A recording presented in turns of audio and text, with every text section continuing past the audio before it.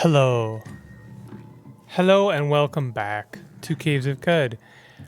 Yes, there have been developments. There have been a few developments since I left you last. So I had a plan. It was a pretty good plan. The plan was to develop wax flab fungus on my feet because my feet were unable to have shoes.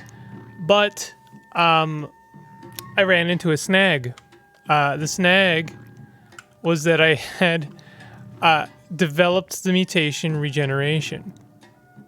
Now, I have done a little bit of research about this, so I know a little bit about what's up. So, what's Regeneration? What is it? Let's take a look at it. Your full natural healing rate applies in combat, plus 100% faster natural healing rate, 90% chance to regrow a missing limb each round, 4% chance to remove a physical debuff at random each round. So what does that mean? I mean, it's pretty self-explanatory, basically, because of my regeneration mutation. Every single round, I have a 4% chance of shedding one of my debuffs. Debuffs like, bleeding, debuffs like poisoned or sick, ill. These are good things to get rid of.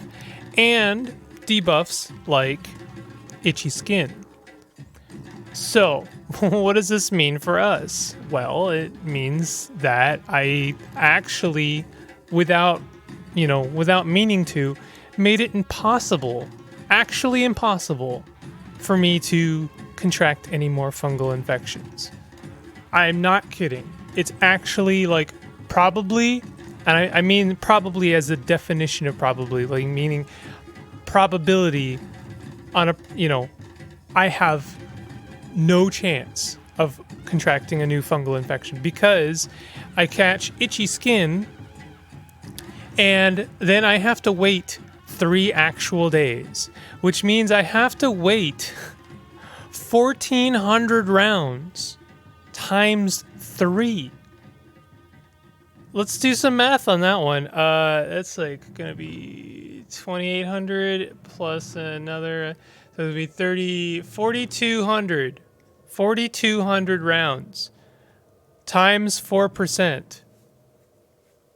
Times 4%, meaning every round on that, you're rolling a 100-sided die, and if it comes up between 1 and 4, then you're cured, which would normally be a great thing, except for the fact that I needed wax flab. So I've caved. I caved in, and I exploited. That is to say, I cheated. That is to say, I cut my feet off.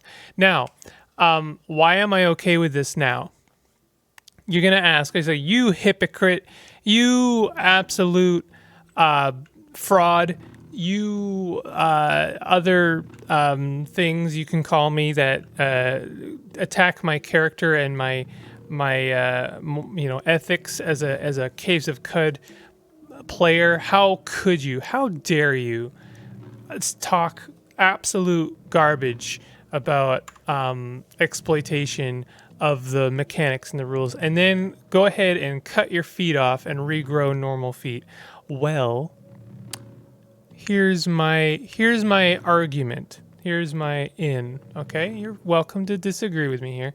I would say that if my regeneration is such that it would prevent me from regrowing or growing new fungal infections, then I would say that my regeneration has improved somewhat since I grew my hooks for feet, and it being a mutation, meaning that it has changed since I started, my career as a adventurer on this weird world. I would say that I would have developed the ability to grow normal feet. And I would say that if I cut off my hooks for feet, my regeneration being level 9, as it is right now, would make me able to regrow normal feet. You could even say that I would grow better feet, but who knows? I don't know. But that's my argument to maintain some level of immersion. And, I would like to say, just to add for a second, that it wasn't even that difficult.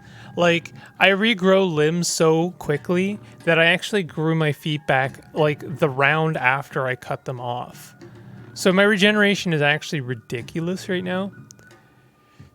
So anyway, we got flawless crystal boots. I went to Ezra and I sold a bunch of stuff, and we finally have some decent boots, like really decent boots. Our AV is quite improved. If we can get flawless crystal gauntlets, we will actually be at 20 AV. As it is right now, we're at 19 AV, so I'm pretty happy about that. I'm actually ecstatic about that. So, not without trying. I did try very hard to contract a fungal infection, to contract waxfly, but you got to remember, there's no way of knowing that I was going to even grow waxflab on the right limb. So, not only are we rolling 4,200 rounds times 4%, we're doing it as many times as it takes before I grow waxflab on just the correct limb. So, caves of Qud is all I'm going to say. Anyway, how are you doing? I'm doing all right. I'm doing pretty good. It's an interesting couple of days. You're watching this. Well, I think it's safe to say I just finished the Outer Wilds DLC. I won't say anything other than that. No spoilers, I promise. Let's have a look here. I would like to see, do we have any historic sites that I haven't been to? We haven't been to that one in the jungle. I think that's true. I think that is a historic site in the jungle that I haven't been to, I think. But that seems odd. I feel like I've been to at least three historic sites. Are we lost? Oh, come on. I've really been a cheapskate about my wayfaring because, like, there's nothing here that we can't find. I was tempted to cure my mumble mouth, but I didn't. I don't think there's much point in that. What was that little symbol there? I saw a tiny symbol there for just a moment. The Soulhopper shook off the dazing, cleaved through the Soulhopper's armor. I'm not sure. There's an interesting symbol there that I don't think I've seen before. There has been some updates to Caves of Qud. I don't know if anything terribly substantial. Nothing like much consequence. I know that they're getting kind of close-ish to putting the Palladium Reef content into the beta. It's almost beta ready, which means it's maybe almost ready for the real show, the actual game. That's pretty exciting. I'm excited about that. Let's go down. Let's go into the caves. That's fine. Let's do it. Make some interesting things happen. I'm very excited for Palladium Reef. I'm very excited for the new city. What's it called? Eid Freehold. Pickaxe. You pass by a charred corpse. Anything good? Nope. Just a charred corpse. Some interesting. That was like a real den right there. This isn't like I keep seeing that symbol. I'm not sure what it means. It's almost like am I slipping? Is that what that means? Is that is there a new symbol for slip? No, that's not right. I don't know. It might have something to do with my eyesight. Ooh, we got some pickles. Got some pickles on the ground, yo. Yo, we got pickles. We got some pickles, though. Can't remember what pickles do. I think they reduce thirst. We can always have a look next time I'm at a campfire. Check out our pickles. As you do at the campfire, You're at the campfire. You wanna check out your pickles. Make sure they're okay. You know. Sure is a fine looking pizza. Anyway, it's Caves of Qud. We are, the plan is to go to the next quest, do the Rainbow Wood. I am a little bit nervous about that. It is, it's going to be a tricky one, It's, wow, it really is the scene from the Lord of the Rings. I take one more step, and I'll be the furthest from home I've ever been. That is if we make it. If I'm being very honest, this is going to be, I don't know, funny, if you like, annoying for some, funny, entertaining for others. If I was in a perfect world, what I would really like to feel prepared for our journey is I would really like a missile launcher. I'm sorry. I'm sorry. I would like a missile launcher. And the reason being, it's not arbitrary. It's not just like, I want the big gun so I can shoot the big bullets. It's that explosives do a good job of getting rid of liquids. And the Rainbow Wood, liquids are your enemy. They are, without a doubt, the worst thing you encounter. What is this? Grilling and seems to believe.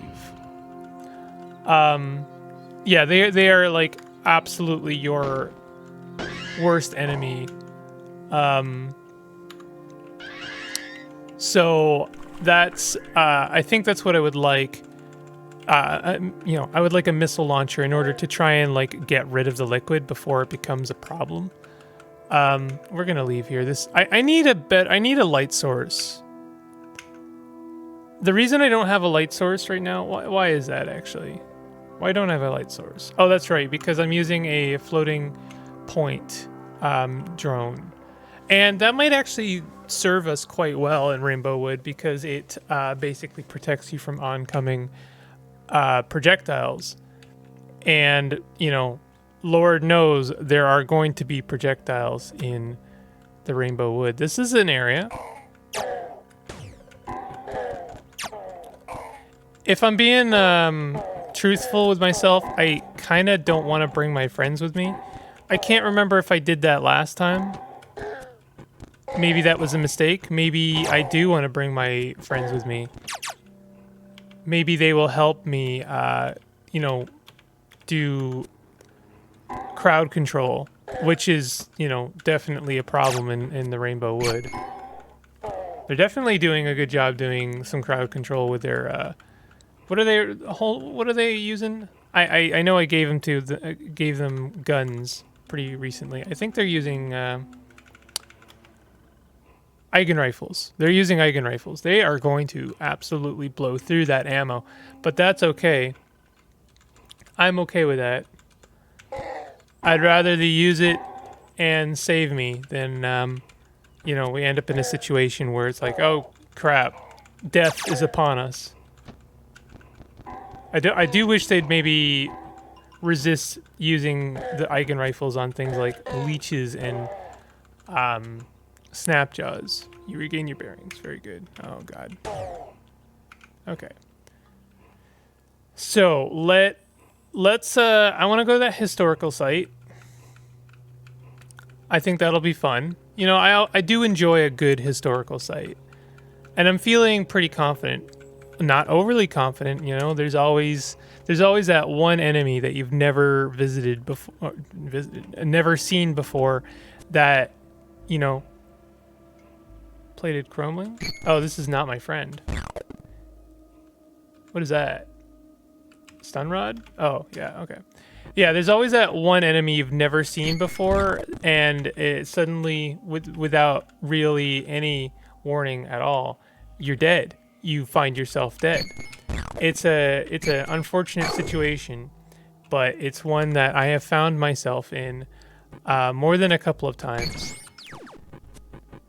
But my hope is honestly that if I do die, I die in such a way that I learn something. That's the hope, you know. That's how we get better at Cud, is learning what the dangers are, learning what is capable of killing you. I mean, ideally, we would learn that without dying. Ideally, we'd find out exactly how much danger we're in, and then survive. That's the best, honestly. The best case scenario. Definitely gonna collect some of this oil. That's the best case scenario because, you know, then you're getting better at the mid to late game, and hopefully you can continue playing the mid to late game. I think, oh, we have gelatinous wedges. One of the roughest things about Cud and most roguelikes in general is that, you know, the game changes as you play it. I think a decent roguelike plays like a decent RPG, and you know, the mid game is going to be very different from the early game, and the late game is going to hopefully be different from the mid game. I think these are traits of really fun and engaging RPG. But because of that, you know, and we have this mainstay mechanic of like, once you're dead, that's it, game over. I don't really have a problem with that, but it does make it difficult sometimes to get better at the different phases of the game when you don't really have a lot of time to spend getting familiar with that. Not a complaint, just an observation, just like, you know, it's something I have noticed. It's something you really have to be on board for, like, just in general. I'm not even talking about Cud, you know, something like, God, I can't even remember the name of that other roguelike I was playing. Well, like, you know, Adam. God, what kind of sap is this? Juice sap. Adam was a good example. Tales of Magiel, that's the one I was trying to think of just now. They all have quirks. They all play like, you know, you might have roguelike experience, but you don't have necessarily Adam experience, and you don't necessarily have Tales of Magiel experience. You have roguelike experience, and that definitely helps, but it just kind of gets your foot in the door. The rest is learning the quirks of that game. Sure, let's buy a shulk injector. I do appreciate a good shulk injector. You know, something I'm really happy about, honestly, is having 19 AV and 19 AV and 7 DV is kind of amazing. Wow. There's a random electro bow, huh? Treat these as scrap. Seems like a good idea. I think that symbol is like, I don't know, like it's like my character doesn't have line of sight, so they've kind of given up. I am trying to mitigate my light problem. I really don't want to replace my floating drone, you know, my floating point drone with a glow sphere. I guess something like, and I don't want to replace the worldly mask of Tukish Manor. Like 1 AV, 1 DV, and then also extra move speed, extra carrying capacity. You could scarcely find a better mask. Like, good lord. So I don't want to put on like night vision goggles. Treat these as scrap. Disassemble. So, I'm kind of stuck in an uncomfortable, like, I'm not sure what to do about the light situation. We'll figure it out, though. It's fine. It's not really a big deal. A juice sap seems to explode when I kill it.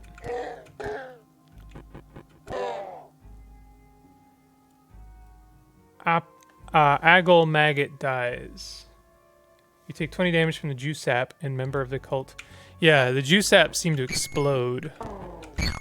wasn't really made aware of that. I was lacking, I feel like I was lacking critical need to know information about the juice saps. Wow. Artifacts that we don't know. Oh, look at that. Look at the timing on that. Caves of Qud, you have a sick sense of humor, and I love you, but that is just cruel. There's absolutely no need for you to rub a night vision cybernetics in my face. Like, here, you will never get this. You'll never have this. I know, I understand that. There's no need for that. Qud. Why do you gotta be a jerk about things sometimes? You are famished. Let's preserve some food and oh yeah, that was actually a really good recipe. Can we cook that? We can. We have cider. We need to get some more cider because this is just an amazing recipe. +4 strength. Are you kidding me? I should be using that all the time. Can we let's cook up another meal and just keep this train moving. Every time I descend a level, I'm going to eat a meal so that I maintain +4 strength because whew, that is excellent. Yes. And we're gonna need it because, man, we're fighting an army of chromelings. Are we getting any XP from these guys? No, we're not. You know, it's kind of rough being at the top.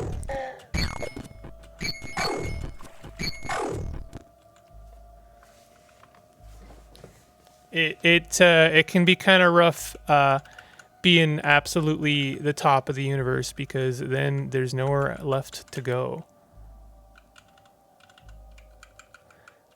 The only regrets I have is that there are no worlds left to conquer. What's another good quote? I think one of my favorite, I can't remember who said it.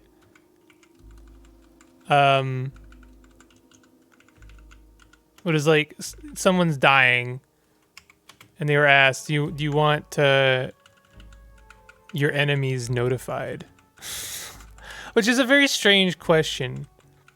But carry on. And the answer is no. I have no enemies. I had them all killed. It's such a quote, though. I think that's my problem with it. Is you can tell that is just a real quote. That's the problem with quotes, you know? They're so quotable. You can't be sure that they're real. The only quotes you can really depend on are the ones you know that were written. And let's be honest, all quotes were written. They may have been written, you know, some of them might have been written down, but all of them were written. And at the end of the day, they may all be interpretations of reality. All of them. Like you can quote, even if it's 100% accurate, it's still an interpretation. That's not going to sit well with some people. People are going to straight up question me on that one. How can you say that? If it's 100% accurate, 100% accurate as word for word verbatim what was happened, how can it be an interpretation? Well, because it's still a part of history, isn't it? You're still looking backwards. Things change. Even if what it was is a complete perfect mirror image encapsulating that moment, that someone said that thing and someone did that thing and people were sad or happy or whatever, you're still reading it or watching it or looking at it from a future past perspective, and therefore it's still an interpretation. It's an interpretation of that moment. You can interpret something very accurately, still makes it an interpretation. And then as we are now in the future, we are reinterpreting that moment. And consider consider things that were written not so long ago. I'm not going to get into necessarily the politics of the author, but consider something like Mark Twain. I don't even care if they're bad or not. Like, that's fine. Like, Mark Twain was not really that long ago in the grand scheme of things. Like, in the grand scheme of things, Mark Twain was not that long ago. And then you read that book, you read anything that Mark Twain wrote, and it's like, what language is this? This is English? This is a weird English. Yeah, true. And then, go further than that. I mean, okay, I know this is a different place, but like consider something like Shakespeare. It's like, what language is this now? This is not my world. Disappointed. And then you have to come to terms with, it's like, yeah, I mean, language changes. And then also it's Shakespeare because, they had to be a smartass and invent their own words and stuff like that. How, like, the absolute contempt of a person who invents their own words. How dare you? How dare you make things even more difficult for me? You could claim that's jealousy. Yeah, you know what? It's jealousy. How come I don't get my own words? I'm gonna invent a word right now. Blemph. That's my word. Never mind what it means. That's my word. You can use it if you want to. If you want blemph, you can have blemph. I'm gonna find out that blemph is a real word. Maybe I'll look it up. How do you spell that? Well, if there's a word already that's blemph, then it not like that. You spell it a different way. That's it.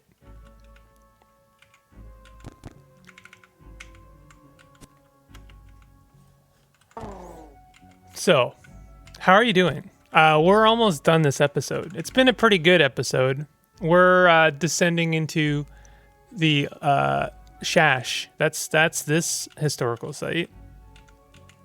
I keep getting slightly confused because there's quite a bit going on, and a lot of enemies on the screen look like my friend, but they are not. And so I keep like auto-exploring and then stopping, and then I'm like, what? Huh? That's not very blemph. I should still be going. That's not right.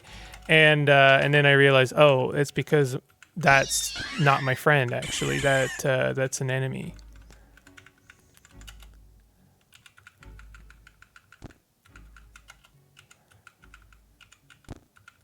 You can accuse me of like inventing a word that already exists, but I challenge you to look up the word set. Also, homonyms exist. That's right? Homonyms? That's not, I didn't just invent another word, did I? Anyway, all I'm saying is that interpretations, everything's an interpretation. That's, except colors. I can't stand that whole conversation. I know I know people are gonna like, what is this now? What is this new thing you're on? This is like often comes up. Like, I don't know how many times I've met or had a conversation with someone, and they're like, "Isn't it wild how like you could be looking at red and you say like that's red, and then and I could be looking at the same color." But it could look completely different for me. It could be like blue or something. It could look like a completely different color. And I'm like, yeah, I mean, you're not wrong, but also shut up. I hate that. I hate that. It's so dumb. I mean, like, I kind of understand. Yeah, I mean, like, I understand. I've said pretty much the same in this episode, but it's like, I feel like you're maybe taking this idea a little bit too literally. I'm speaking from almost a metaphorical take, but you're like, it could look like blue. No, it can't. No, we're like, there's a lineage in our evolutionary history, and we all kind of like borrow the same, like we all have the same eyes in a sense. You know what I mean? Like you didn't just like randomly mutate eyes that have like 5 more primary colors, okay? You ain't no mantis shrimp, all right? You have human eyes. We all got human eyes. Some of us do. Oh, some don't. I'm sorry. That sucks. But, you know, we all got them human eyes. And so therefore, red for you is going to be more or less the same red for me. Done. I solved it. I figured it out. Episode over. Hit that like button. I'll see you guys next time.